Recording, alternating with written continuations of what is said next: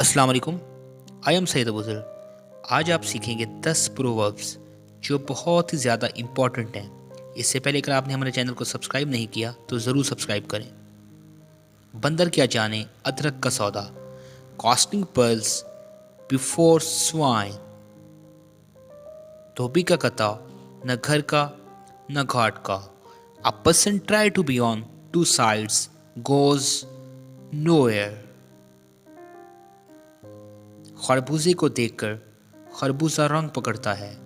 Society moulds man. नाच न जाने आंगन टेढ़ा। A poor worker blames his tools. जो गरजते हैं वो बरसते नहीं। Barking dogs seldom bite. जहां चाहा वहां रहा। Where there is a will there is अ वे। नौ नकद तेरा उधार।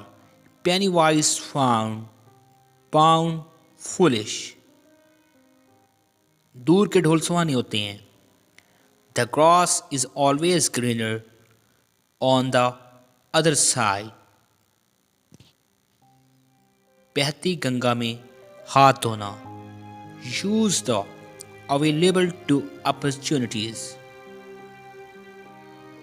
बूढ़ी घोड़ी लाल लगाम। Old mare red Reigns.